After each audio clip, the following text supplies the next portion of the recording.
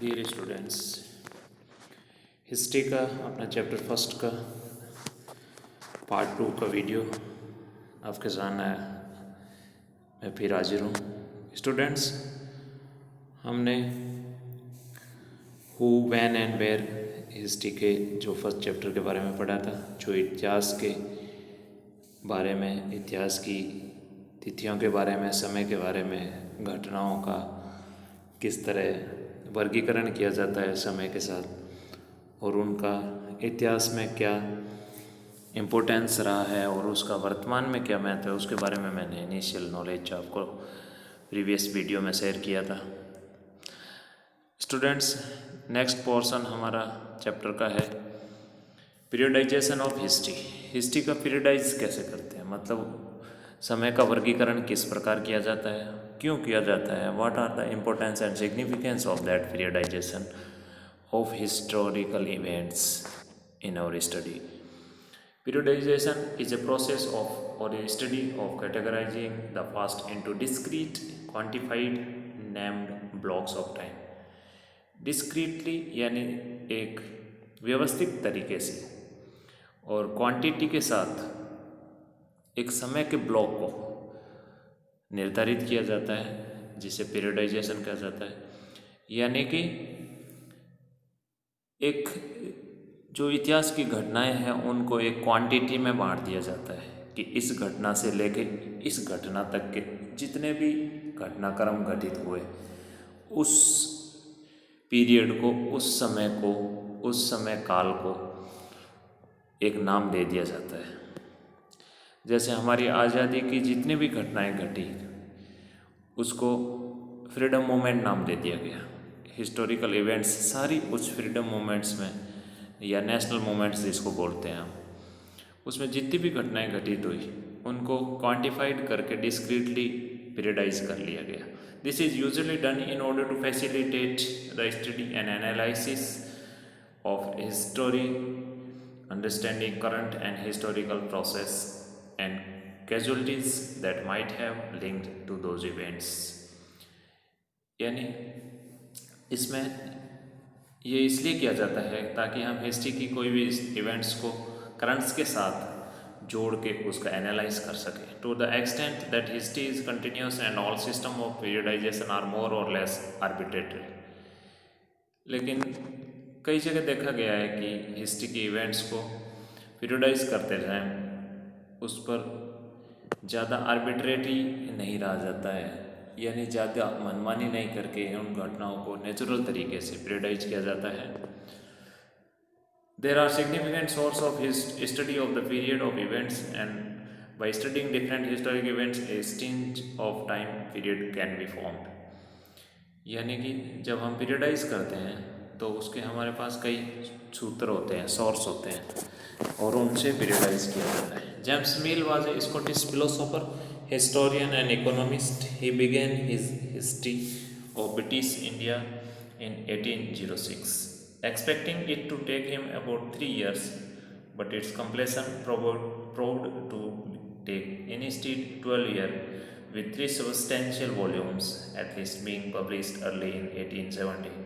In 1819, he was appointed an official in India House, despite his drastic criticism in the history of British rule in India. ये James मिल के बारे में, जो Scotland का एक philosopher था और उसको भारत में हिस्ट्री का ऑफिशियल अपॉइंट किया गया था। James mill divided Indian history into Hinduism and Muslim and British period. और जेम्स मिल ने भारत के इतिहास को 3 भागों में बांटा, एक हिंदुइज्म का, एक मुस्लिम हिस्ट्री और एक British period. This periodization is based on the religious line that there was a phase of which the Hindus were the ruler, the other were ruled.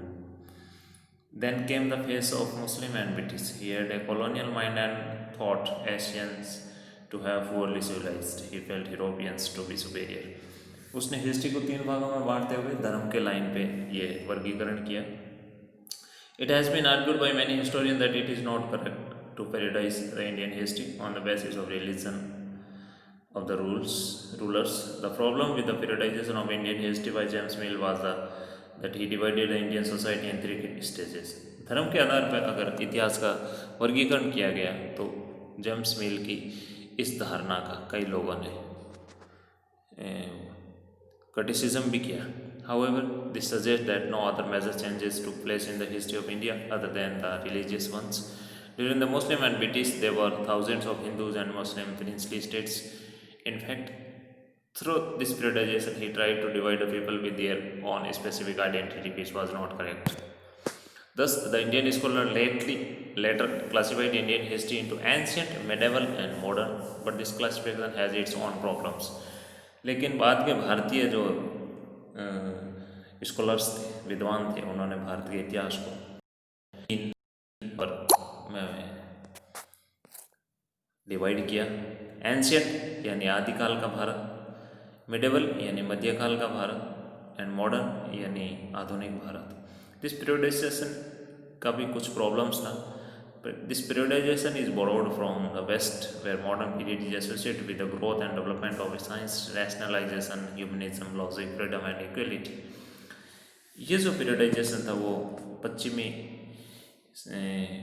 का मॉडर्न पीरियड है, जो आधुनिक, जहाँ पे विज्ञान और राशनलिज्म, मानवता और लॉजिक, आज़ादी और समानता के आधार पर था, उसकी लाइन पे चलते हुए ज़्यादा लगता है. The term medieval was used to describe a society which was not democratic and liberal. Medieval उसको कहा जाता है जहाँ सोसाइटी यानी समाज में लोकतंत्र नहीं था, आज़ादी नहीं थी. However, at the Indian context, the British period in history cannot be termed as a modern because Indians were denied liberty, equality and justice. लेकिन भारत में जो ब्रिटिश पीरियड था, अंग्रेज़ों का राज के दौरान भी, उसको मॉडर्न पीरियड नहीं कहा जा सकता, क्योंकि भारतीयों को आज़ादी, समानता और न्याय से वंचित रखा गया था. There was no economic progress and Indian industry declined rapidly. Thus it's appropriate to term this period as colonial.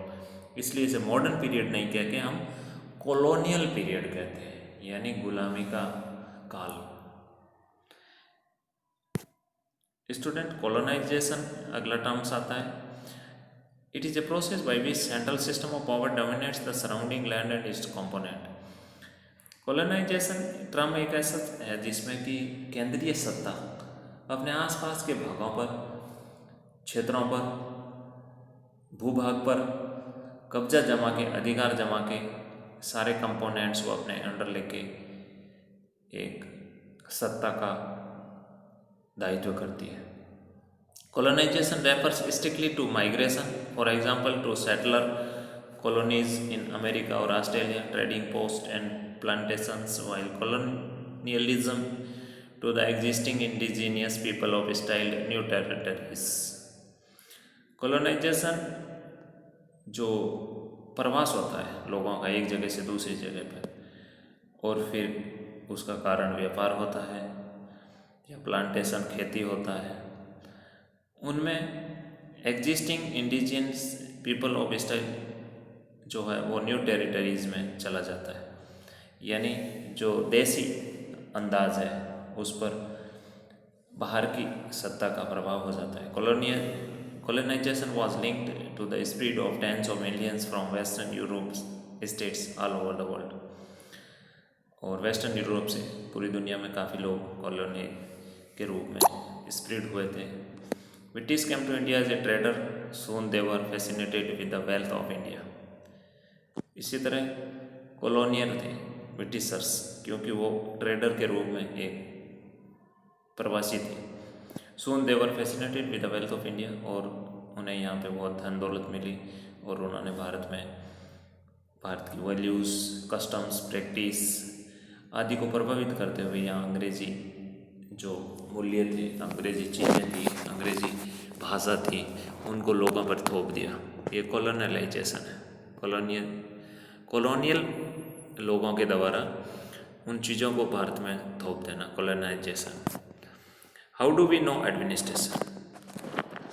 जब हम इतिहास में पढ़ते हैं तो वहाँ का प्रशासन कैसा था, इतिहास में लोग कैसे राज चलाते थे, सत्ता कैसे होती थी उसके बारे में। British rule changed a lot in India in the latter half of the 19th century. Both the direct administration of India by the British Crown and the technological changes ushered in by Industrial Revolution had the effect of closely intertwining the economies of India and Great Britain.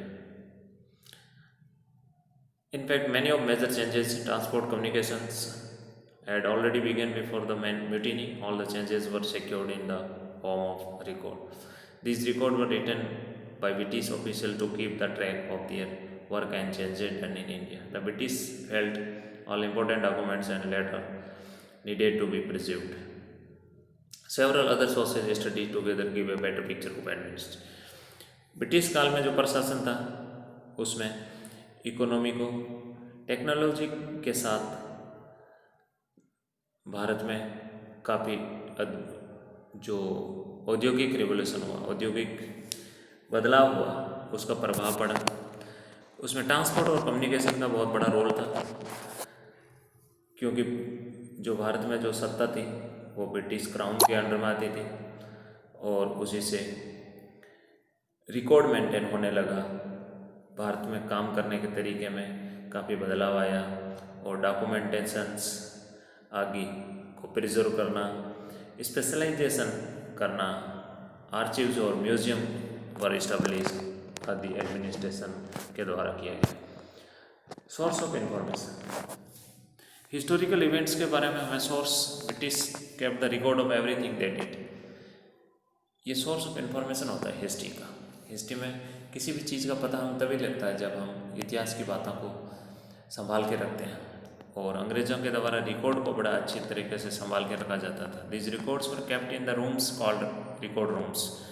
The records were created with the goals to preserve the original order of the records as much as possible and to clarify the administrative history of the records. Each series of records were assigned a letter from A to Z, and certain series also have descriptive subclasses. Official records, letters, memos, surveys, newspapers, magazines, autobiographies, reports, experience of travelers, novels, poems are some important source of information of British rule and atrocities. ये सारी चीज़ें जो letter थे, memo थे, newspaper थे, magazine थी, autobiography थी, या किसी यात्रियों की अपनी यात्रा का अनुभव का वृत्तांत था, या कोई नॉवल थे यानी उपन्यास, किताबें, कविताएं आदि चीज़ों को संभाल के रखा गया ब्रिटिश काल में।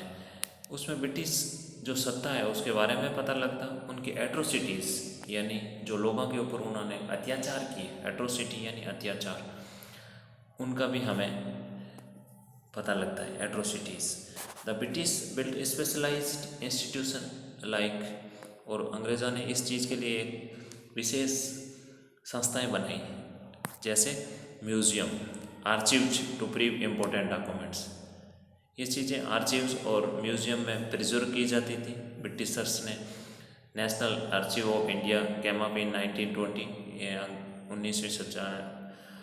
20वीं शताब्दी में अंग्रेज़ों ने एक दिल्ली में नेशनल म्यूज़ियम बनाया जिसमें सारे इन रिकॉर्ड्स को रखा जाता था। इसी तरह अंग्रेज़ों ने सर्वे करवाए, botanical, zoological, archaeological, anthropological and forest survey, जिसमें क्या हुआ कि जूलॉजिकल, बॉटेनिकल रिकॉर्ड्स को रखा गया, प्लांटेशन के प्लांट्स के बारे में, variety of trees, archaeological survey ancient site का प्रिजर्वेशन हुआ, एंथ्रोपोलॉजी में सोशल कस्टम्स, सोशल राइट्स के बारे में रिकॉर्ड म्यूजियम में रखा गया। Importance of official records, official records का इम्पोर्टेंस क्या होता है कि हमें किसी भी घटना का पता लग जाता है। अंग्रेज़ों के टाइम में रिकॉर्ड्स को म्यूजियम में प्रिजर्व करके रखा जाता था। Company records was appointed in 1771 with mission to arrange current records to preserve historical records. A keeper of East India Company record was. Towards the end of the East India Company, government in India creating number of documents were sent to London and incorporated into records. और इन records को London में भी भेजा जाता था और India में भी म्यूजियम में रखा जाता था। उससे क्या होता था, British rule believe that every instructions, plans, policy, decision, agreement, investigation should be clearly written up. और इन ऑफिशियल रिकॉर्ड्स का इम्पोर्टेंट ये होता था कि हर चीज़ का रिकॉर्ड रहता था, किसी भी पॉलिसी का, प्लान का, जो कोई योजना होती थी सरकार की, या कोई नीति होती थी या कोई चीज़ की जांच पड़ताल होती थी, तो हर चीज़ वो रिटर्न में रखते थे डॉक्यूमेंटेशन करके, और इसलिए ये ज़रूरी होता था और अंग्रेज सरकार इसको अच्छे से करती थी। But these official records don't tell the complete truth because these records were written by official of that time. हालांकि ये रिकॉर्ड में काफ़ी चीज़ें अवेलेबल होती है, लेकिन वो पूरी सच्चाई बताएं ऐसा ज़रूरी नहीं है। उन रिकॉर्ड्स में इतिहास के जो भी रिकॉर्ड्स हमें पढ़ने को मिलते हैं, जो भी हमें लेटर्स, डॉक्यूमेंट्स, किताबों में मिलते हैं कि वो राजा ऐसा था या वो गवर्नर जनरल ऐसा था या वो ऑफिसर ऐसा था इतिहास में, तो उस राजा का या सरकार के जो अफसर होते हैं उनके द्वारा ये रिकॉर्ड मेंटेन किया जाता है, तो उस सरकार की कमियां को कम उजागर किया जाता है, उन कमियां को इसमें रिकॉर्ड्स में नहीं लिखा जाता। इससे हमें पूरी एक कंप्लीट पिक्चर नहीं लगती। ब्रिटिशर्स रिकॉर्ड है, उसमें अंग्रेज़ों ने भारत के लोगों पर क्या अत्याचार किए उनकी हर सच्चाई नहीं लिखी गई है। उन्होंने अपने अच्छी अच्छी बातों को लिखा है रिकॉर्ड्स में, इसलिए हिस्ट्री के रिकॉर्ड्स सारी अच्छी चीज़ें दिखाएं ये ज़रूरी नहीं है। उस शासन के तरफ झुकाव होता है उन रिकॉर्ड्स का। They always try to favour their government, they always try to favour their boss, so they don't give a true picture. तो ये स्टूडेंट्स हमारा चैप्टर था, फर्स्ट चैप्टर का दूसरा video. You enjoyed it, I think, and next video I will come up with more inputs and later on we will do the question answers. Short question answers करेंगे हम, matching वाले हो गए, true false हो गए, objective type हो गए, और बड़े क्वेश्चंस को आपको खुद करना होगा और उनका मैं हिंट आपको दिखा दूंगा। So you have to do those questions. उसके बाद हम लेंगे ज्योग्राफी का चैप्टर, जिसमें हम रिसोर्सेज का पहला चैप्टर पढ़ेंगे। Till then, thank you.